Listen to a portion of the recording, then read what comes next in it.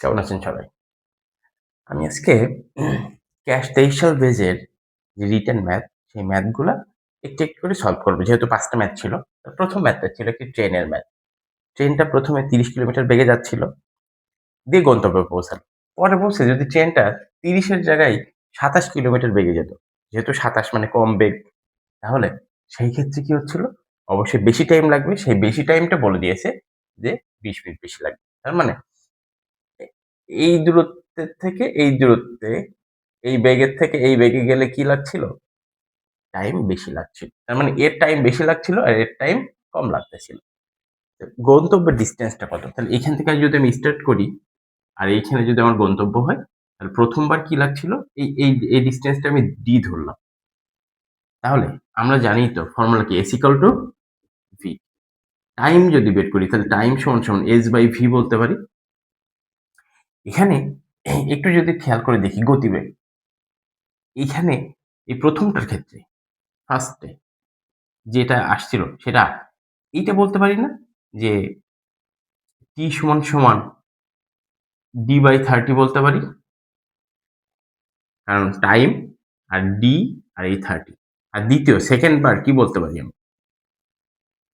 Second বারে t1 যে time লাগছিল সেটা সমান কত আসলে? d/27 বলতে পারি।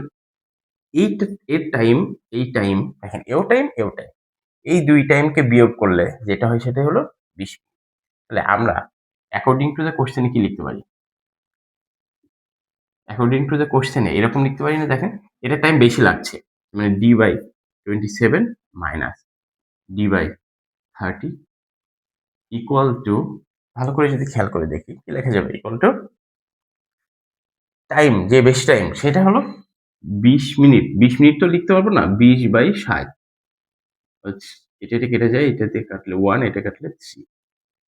এখন সবার নিচে 3 আমরা সবাইকে যদি 3 দিয়ে মাল্টিপল করি, তাহলে এটা লেখা যায় 3 দিয়ে একে মাল্টিপল করছি। তাহলে এখানে 3 দিয়ে উপর 3 দিয়ে কেটে যেয়ে এখানে 1/9 লেখা যায়।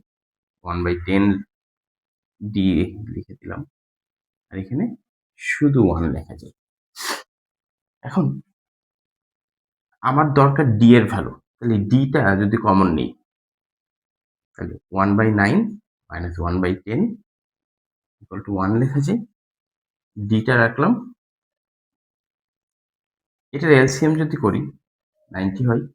এটা 10 মাইনাস 9 সমান 1 অর d সমান এটা কেটে গেল 1 হয়।